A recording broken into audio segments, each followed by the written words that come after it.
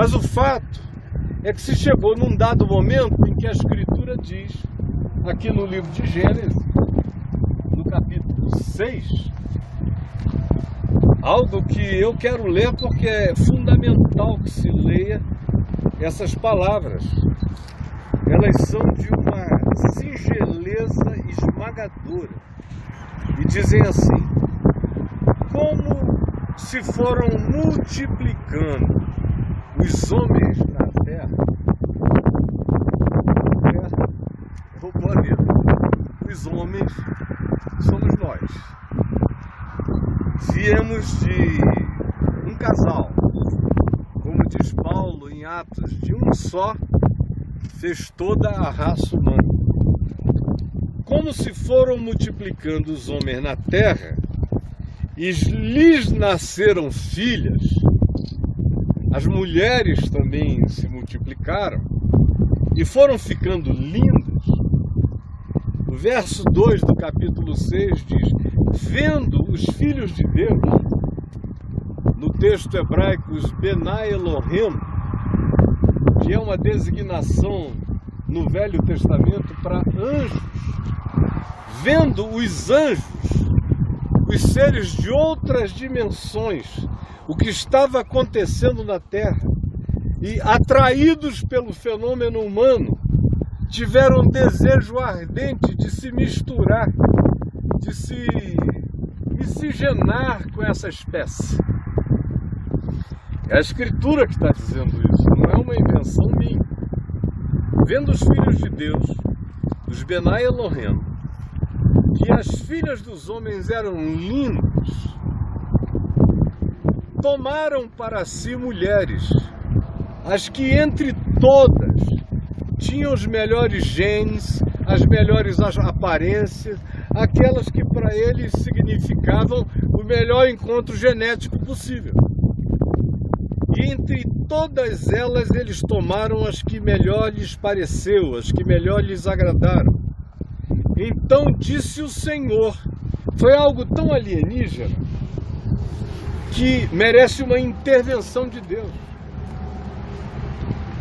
Vocês cresceram em escolas dominicais, nas igrejas onde vocês foram criados, com os pastores ou os padres, ensinando que esses filhos de Deus aqui eram os da descendência de Sete, filho de Adão e Eva, que nasceu depois que Caim matou Abel. Vocês não aprenderam isso na escola dominical? Que era até usado para ilustrar o tal do casamento misto. Por que que crente não devia casar com quem não era da igreja? Ou até da mesma denominação. Vocês participaram disso?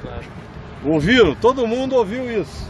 Agora, não se está falando de homem aqui, se está falando dos Benai Elohim. Eles aparecem outra vez num dos livros mais antigos do Velho Testamento, que é o livro de Jó, que diz que na Assembleia Celestial é uma construção, é um imaginário mítico, compreensível pela percepção do homem antigo. Como é que o homem antigo via? Eles olhavam para cima e achavam que para além dessas nuvens tinha um trono e as criaturas celestiais encontravam Deus. Não tem nada demais. Você mesmo creu algum dia na sua vida que era assim.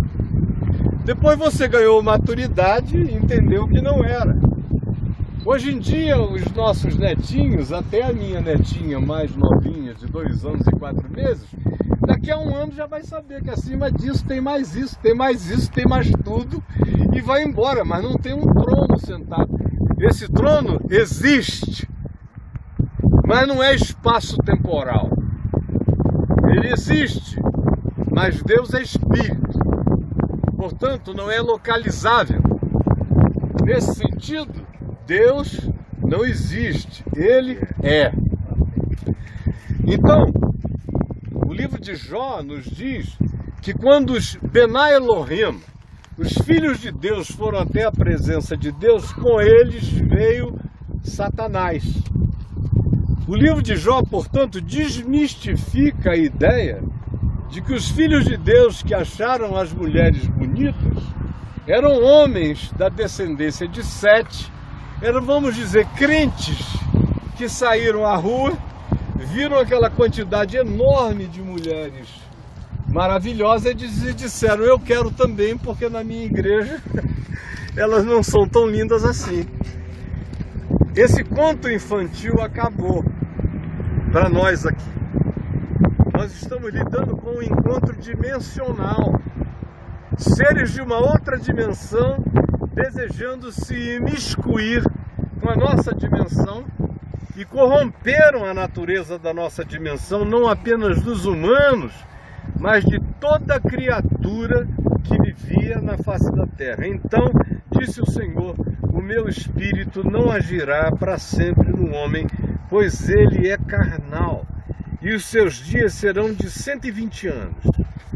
Aí aqui também acaba uma outra mística desnecessária, é pensar que a corrupção humana aconteceu de maneira profunda por causa dessa miscigenação exclusivamente. Mas é claro que não. Caim matou Abel. Ódio, homicídio, dominação nos habitam independentemente de qualquer intrusão, de qualquer miscigenação que seres de uma outra dimensão tenham tentado fazer em relação a nós. E aí diz o verso 4, prestem atenção: ora, naquele tempo havia gigantes na terra, o que também não é uma coisa nova. Você vê, por exemplo, na cultura Inca ou na cultura dos Nazca no Peru, eles criam que tiveram influências profundas de gigantes. Você vê a mesma coisa. O que é a cultura grega? Panteão greco-romano. O que ele define?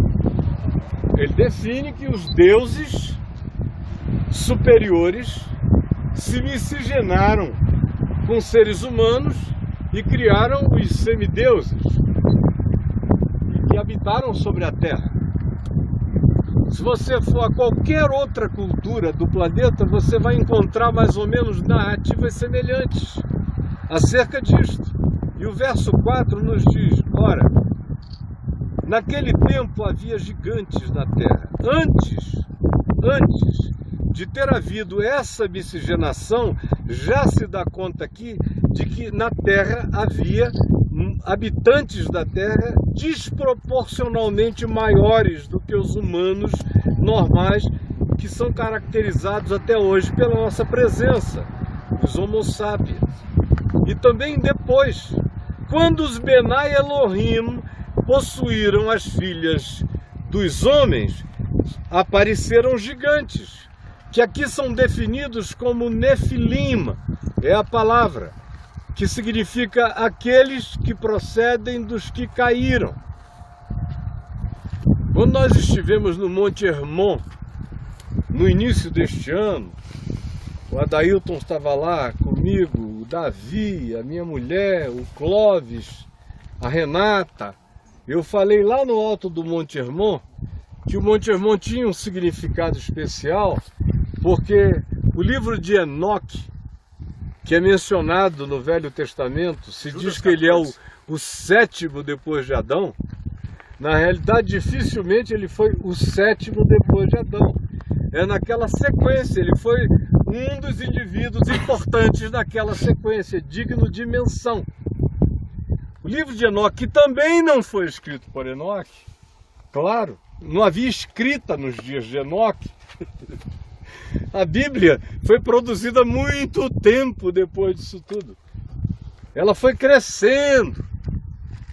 O meu amigo em Israel, Dr. Gabriel Barcaí, que é considerado o maior arqueólogo de Israel, foi quem achou o primeiro tablete de pedra em Israel com o dizer: ouve, ó Israel, o Senhor nosso Deus é o único Deus.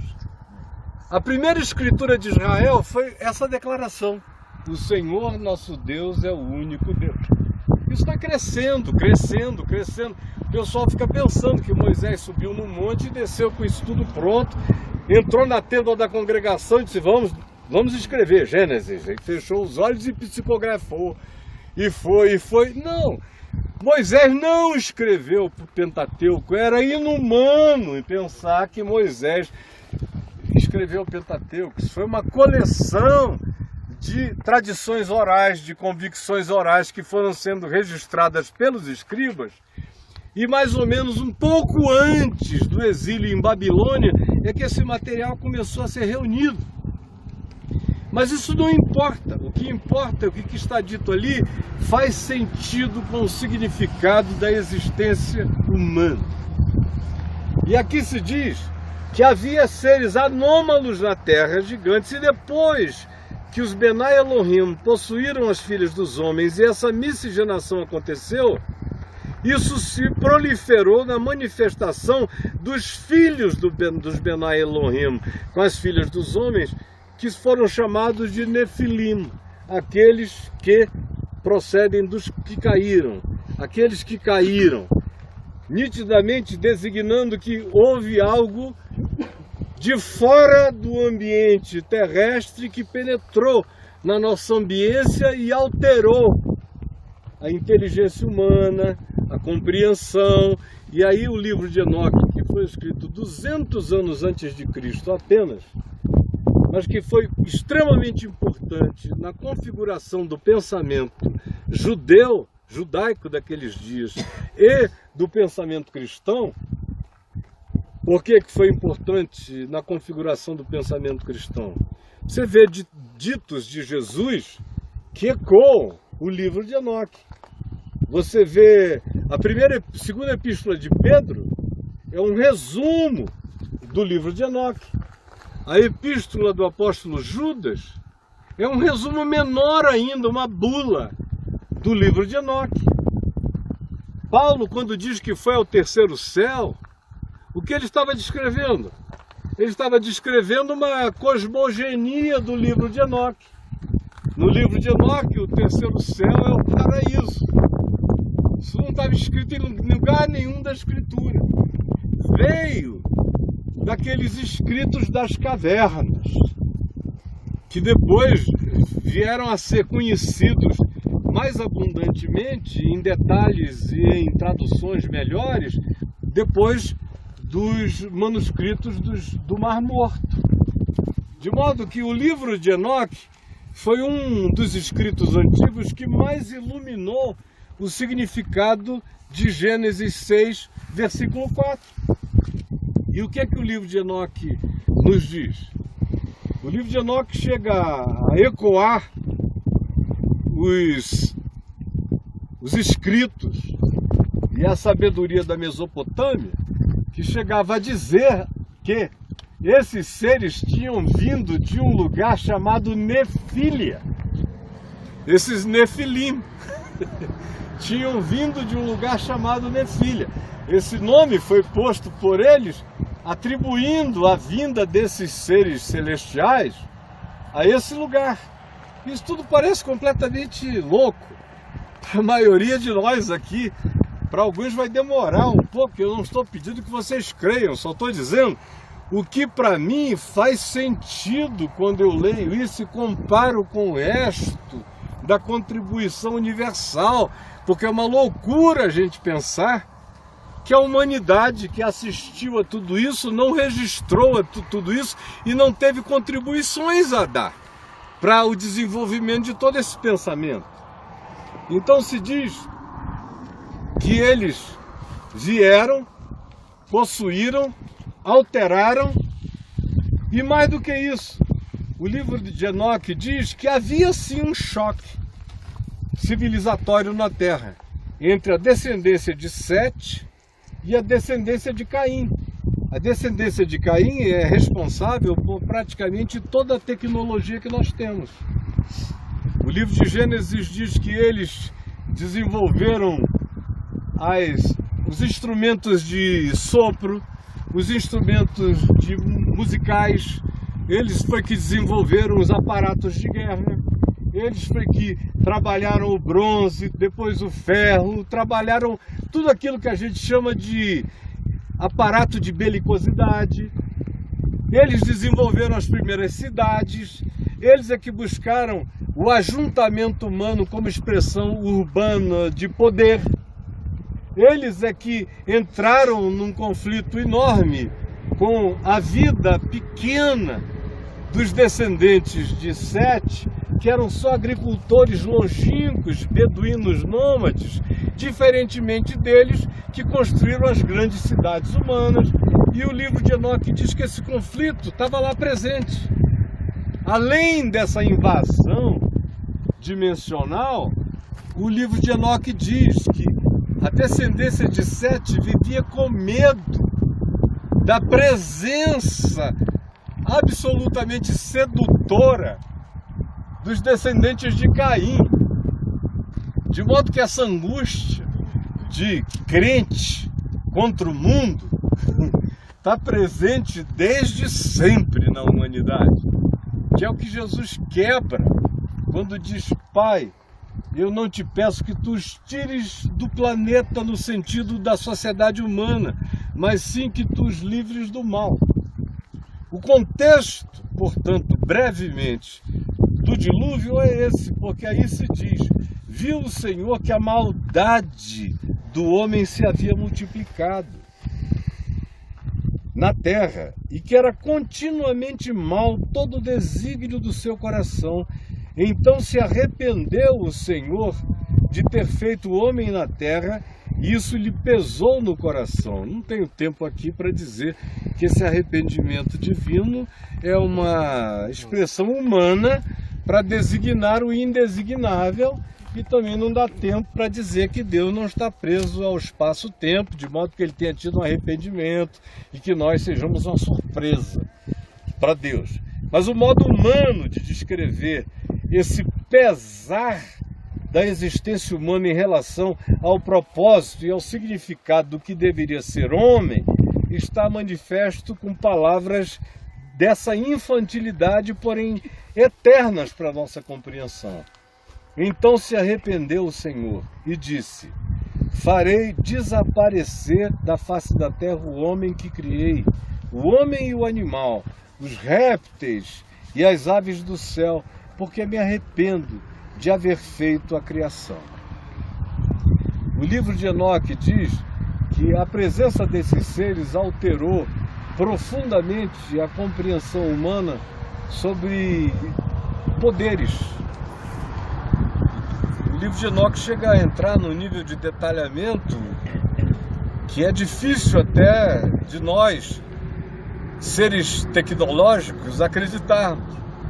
Porque diz que eles ensinaram todas as ciências das raízes, ensinaram tudo que podia ser compreensão química das coisas, ensinaram o poder das pedras, ensinaram comunicação à distância, ensinaram uma quantidade enorme de coisas que nós estamos recuperando agora através da magia tecnológica, porque vocês estão segurando pura magia na mão, né?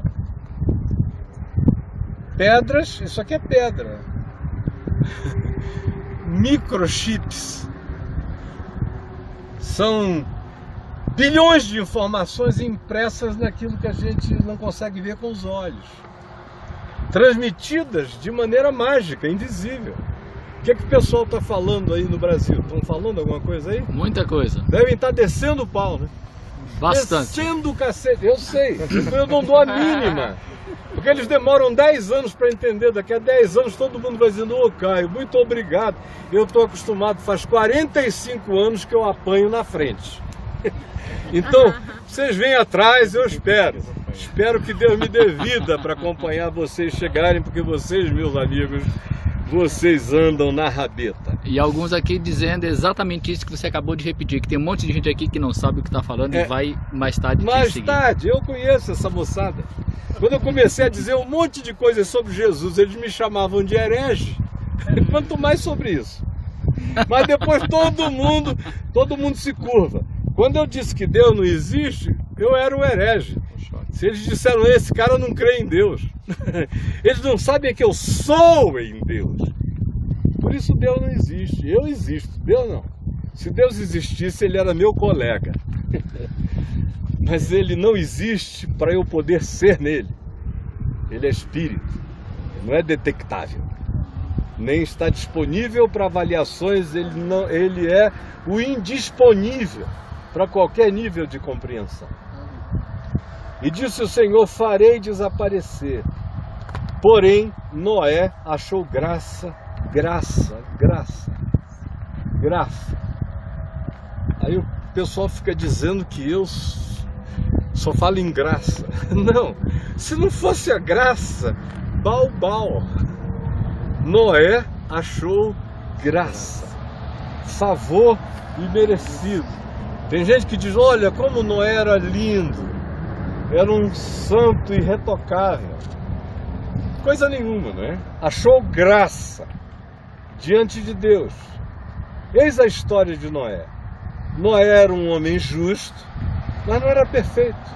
Íntegro, mas a integridade era relativa à condição humana.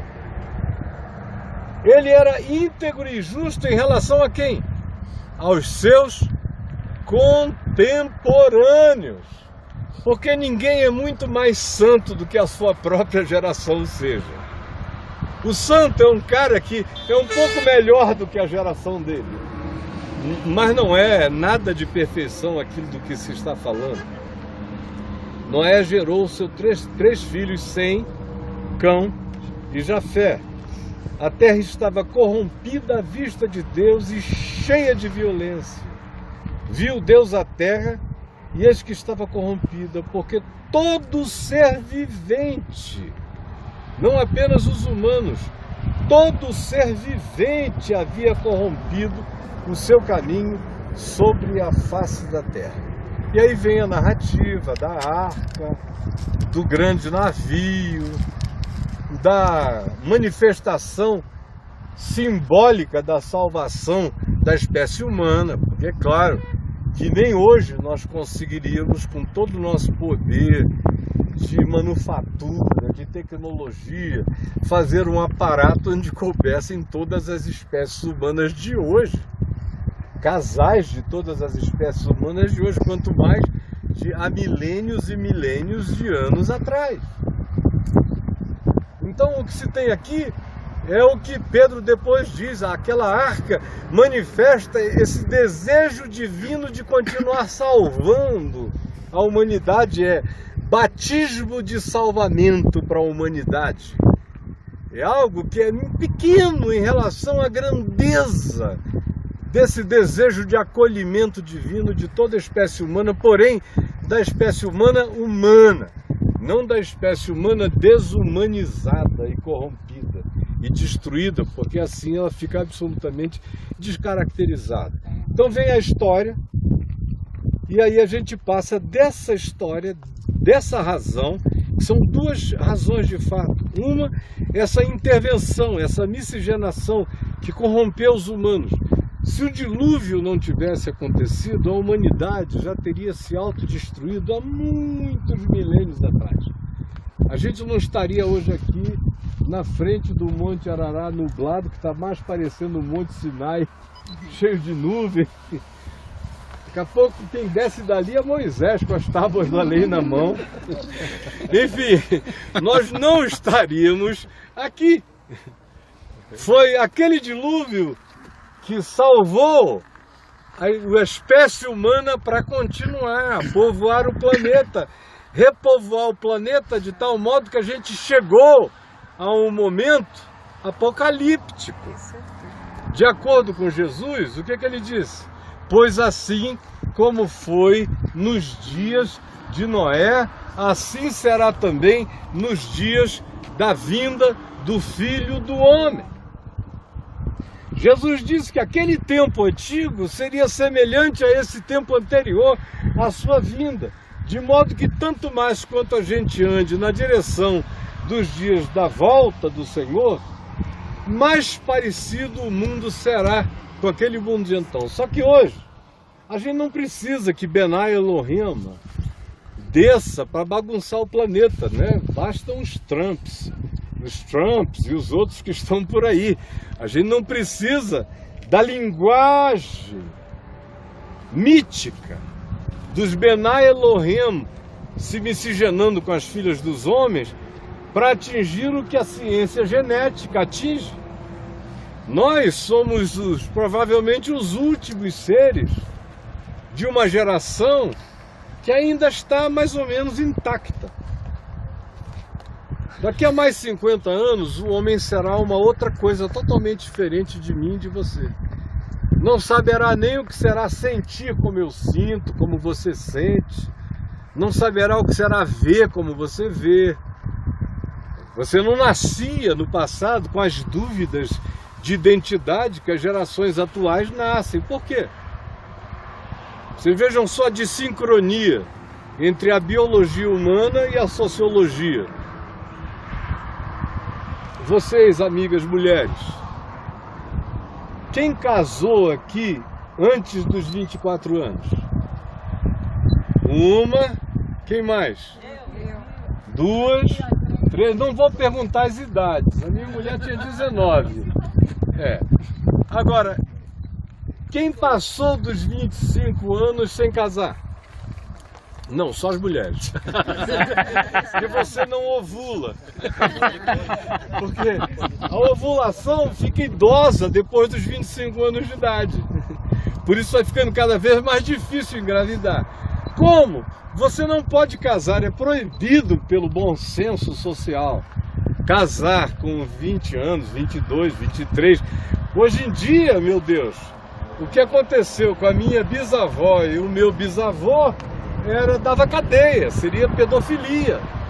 Mas o pessoal da minha terra no Amazonas estava pronto para casar com 13, com 14, na plenitude da ovulação.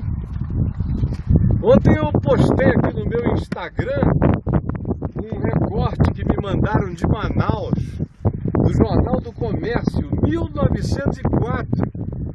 Um recorte aí talvez de 1920, ou talvez 1930, que diz que um carro se desgovernou e entrou na casa de uma velhinha de 42 anos de idade.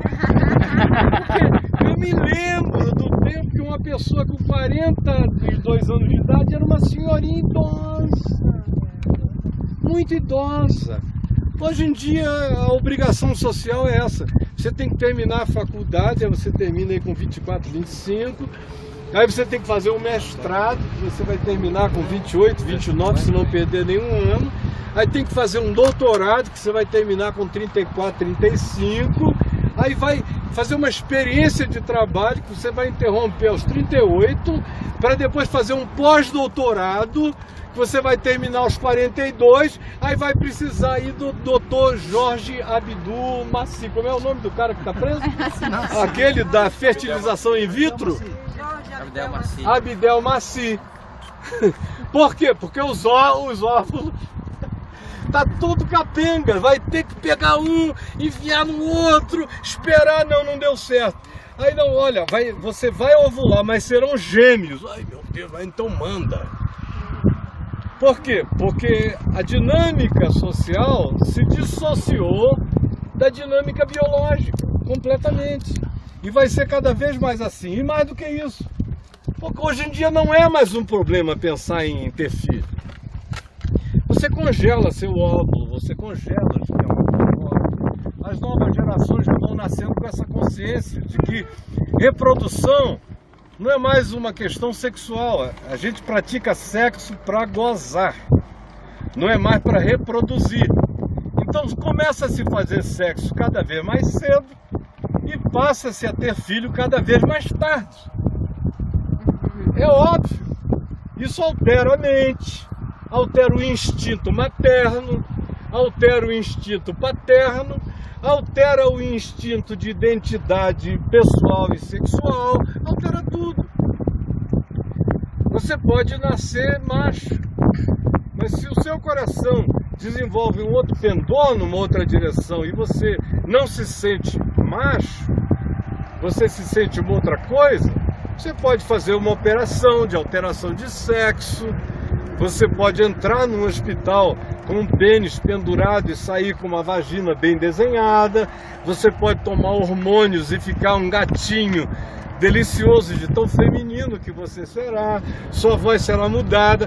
Nós somos os Transformers. E a nossa sociedade será cada vez mais Transformer.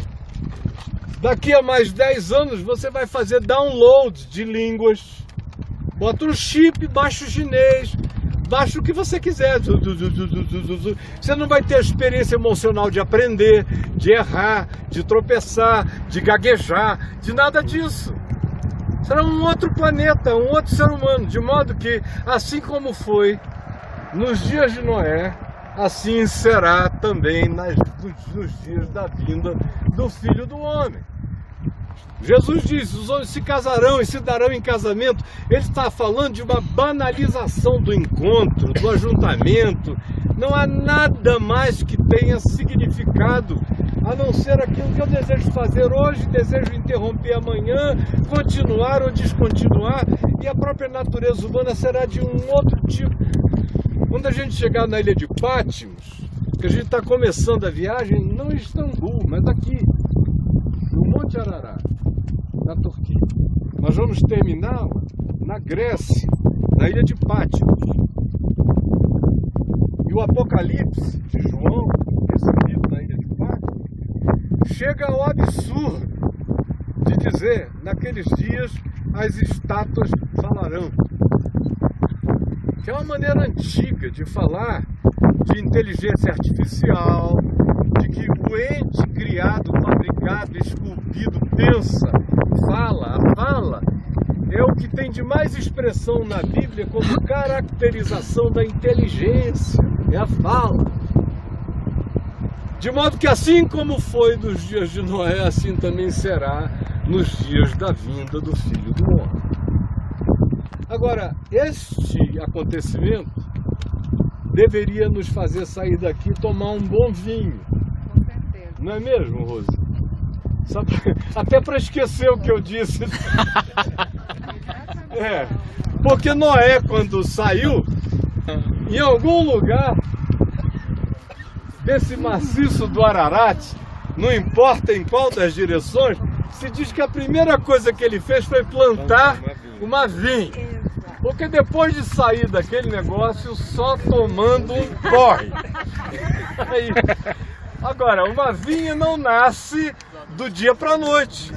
Eu tenho videiras em casa e elas demoram assim. As minhas, pelo menos, demoraram uns 4 anos para começarem a surgir os primeiros cachos de uva. Eu não sei a de Noé, mas não foi ato contínuo. Eu sei que Noé plantou a vinha e fez vinho. Vocês vejam que não era suquita, os crentes até com isso se escandalizam. Ficam pensando que é fantaúva. Não, se tomasse muito, ficava de porre. E Noé saiu doidão de porre. Aí entrou lá numa tenda e o texto hebraico diz que ele dormiu de bunda para cima, peladão, e se apavonou. E um filho dele passou. E você veja como não é preciso que os Benai Elohim se misturem com as filhas dos homens. Bastou um filho de Noé com a mulher de Noé, que nasceu um cão. Nasceu um cão. Entre Sam e Jafé tinha um cão. Havia um cão no meu caminho, e no meu caminho havia um cão. Aí o cão olhou e falou... E o pudor bíblico não leva a descrição mais adiante, mas dá a entender que houve uma invasão de natureza sexual na traseira do patriarca. Porque a gravidade da maldição, vocês já imaginaram? Vocês acham que o cara vai levantar do porre e é um filho e diz assim: ei pai, o cão passou e viu você deitado com a bunda de fora. Aí o pai vai levantar e dizer: maldito seja cão, porque viu a minha bunda de fora. É muito. É demais. Teve algo para além da visualização ou de uma chacota. ou de uma brincadeira do tipo perverso, dizendo meu pai é um idiota, bebeu e está lá com a bunda de fora. Houve mais do que isso, foi tão forte que Sem e Jafé andaram de costa para cobrirem o pai. Cobriram o velho, viraram o velho, ajeitaram o velho e foram embora. E quando ele acordou e ficou sabendo o que tinha acontecido, veio aquela maldição horrorosa sobre a descendência de Cão, que o Marco Feliciano adora, né? Aquela maldição. O Marco Feliciano adora. Acho que por causa disso é que os africanos não vão para frente, que é por causa da maldição de Noé até o dia de hoje. Ou seja, esse novo mundo começa com enrabamento incestuoso. E dali para frente, tudo que a gente tem é a continuidade da espécie humana sofrendo diminuições e cataclismos, de vez em quando, porque a existência humana em sequência linear também já teria feito com que nos acabássemos há muito tempo atrás. Mortes, extinções, a própria realidade do encurtamento da vida no planeta, na diminuição do número de anos que a gente vive, foi uma bênção enorme para a preservação da humanidade. Você imagina, certos gênios bestiais vivendo 400 anos, 500 anos, 600 anos, imagina só. O cara acumulando vícios, e doenças, e conhecimentos, e loucuras, e idiosincrasias, e taras, e poderes. Isso aqui já tinha acabado há muito tempo. Morrer aos 70, aos 80, 90, hoje em dia, é bênção ainda para nós. E foi o que nos preservou até o dia de hoje. O que foi, meu amorzinho? Ela está se olhando com um ar meio preocupado. Então, olha só. Comovidíssima com Noé. Assim, o texto bíblico é: comoveram-se-me as minhas entranhas.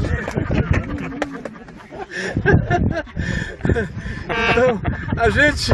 Obrigado pelo aviso, a buzinada. Olha só. Essa é uma humanidade que recomeça com incesto. Eu acho extremamente simbólico que a primeira narrativa, depois do dilúvio, tem a ver com entorpecimento e tem a ver com incesto.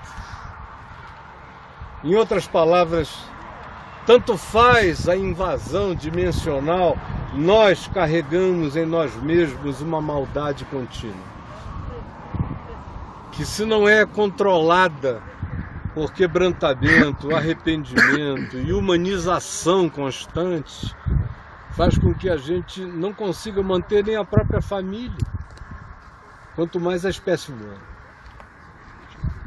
Hoje aqui, eu estou fazendo uma rápida introdução, porque sobre este assunto eu falaria até amanhã à noite. Não me falta o que dizer, nem o que acrescentar. Eu gostaria só que vocês guardassem isso na mente e ouvissem esses trovões. E agora vamos fazer silêncio. Gente, filhas dos homens,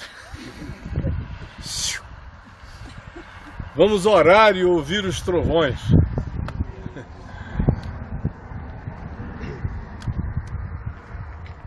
Aí você diz: você não vai concluir? Digo: não, a nossa viagem é do dilúvio ao Apocalipse. Eu concluo na ilha de Patmos. Antes não. Daqui para lá é só uma acumulação. Quando nós chegarmos lá, vai fazer um sentido tão grande que eu duvido que vocês sejam os mesmos. Duvido, gente. Eu sei o que eu estou lhes dizendo. E o que eu estou lhes dizendo faz sentido com o mundo no qual nós existimos. Hoje, já não mais com Benai Elohim, nós não precisamos dessa figura. Nós mesmos, nos nossos laboratórios de engenharia genética, temos o poder de fazer qualquer alteração. Por isso, a grande discussão dos próximos 15, 20 anos vai ser de natureza ético-genética. Ético relacionado à inteligência artificial. Em relação à genética, até onde nós vamos consentir que nós sejamos alterados? E é claro que nós vamos consentir. Porque tudo que o homem pode fazer, ele briga contra um tempo. Eva, eu como? Eva diz, sei não. Aí, é linda, Adão. É mesmo, não é, Eva? Por isso que eu gosto de você, você é tão linda. Deixa eu ficar aqui. Aí no dia seguinte Eva diz, ah, mas dá uma vontade de meter a boca, não dá não, Adão? Adão diz, tá. Eva diz, vê se você alcança. Aí Adão diz, ih, eu pego. Eu pego. Aí passa mais um tempo, ele chega e diz assim, é linda, tem cara de gostosa e eu pego. Cabe na nossa boca, né? Cabe. Pega, Adão. Pega, Adão. Pega, Adão. Adão diz, meu Deus, eu vou pegar, eu tô afim de pegar, Eva quer que eu pegue. Foi Deus que me deu Eva, Eva quer que eu pegue. Adão pega. Adão come. Mulher de Adão come também. Porque tudo que o homem descobre que pode, o homem faz. Assim é e foi com tudo. Por isso a grande discussão à nossa volta é de natureza atômica. Os chineses anunciaram anteontem que vão fazer aparatos também de destruição de satélites. Americanos no espaço, os americanos disseram, ai meu Deus! Agora, os americanos tinham anunciado há 15 dias atrás que eles vão botar uma plataforma espacial para combater qualquer ação na Terra do espaço para cá, com guerreiros espaciais. Por quê? Porque a gente pode, a gente tem a tecnologia. Se a gente pode, a gente faz. Não esqueçam isso, tudo que o homem pode é uma questão de tempo, ele vai realizar. E assim será com tudo mais que a gente está podendo, e que a gente está aprendendo, e que a gente sabe que sabe fazer. Por isso, vamos começar olhando para o nosso próprio coração e perguntando o que eu sei que posso fazer e só não fiz ainda por razões de procrastinação, quem sabe patrocinadas ainda por algum temor de Deus em mim, ou por um impedimento imediato. Essa é a razão pela qual, quando o cara sai de casa, se afasta da família, atravessa um oceano, vai para outro lugar e não tem ninguém que ele conheça vendo, ele costuma fazer tudo que perto de casa ele não faz, mas ele sabe que pode e ninguém vai ver. Essa é a psicologia da nossa natureza. De modo que tudo aquilo que a gente já sabe que o homem pode, desgraçadamente o homem fará. É só uma questão de tempo. Quanto aos amigos brasileiros espalhados pela terra, que entendem português, que estão angustiados e perdendo a fé com o que eu estou dizendo, é porque a fé de vocês está em dogmas e em doutrinas construídas pela interpretação de homens. Porque quem crê na ressurreição dos mortos em Cristo Jesus não se apavora com nada e nem precisa de conto da caronchinha para achar que o Evangelho é verdade, ou que a Escritura nos diz o que seja rumo e significado para a existência humana. Senhor Jesus, obrigado por essas gotas de chuva que estão caindo na minha mão. Obrigado pela lembrança de que um dia o mundo foi destruído pela água. Não só uma vez, mas já tantas vezes, desde a antiguidade, mas houve um acontecimento que ficou no registro da memória humana em todas as culturas da Terra. E tu disseste que não é mais pela água que seremos destruídos, é pelo fogo que a presente existência está destinada para o fogo. Seja o fogo que venha de qualquer que seja a ação celestial, físico universal, ou qualquer que seja a ação humana.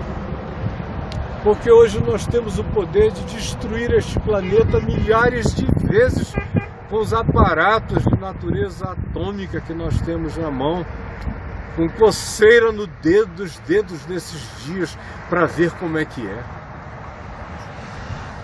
E a grande angústia é que estamos ficando cínicos. Geração após geração, nós encontramos líderes da humanidade falando nessa possibilidade sem mais a angústia que foi instaurada em nós na Segunda Guerra Mundial. Tem misericórdia de nós, dos nossos filhos, dos nossos netos. Nós não somos varões poderosos, não somos nefilim, não somos gigantes.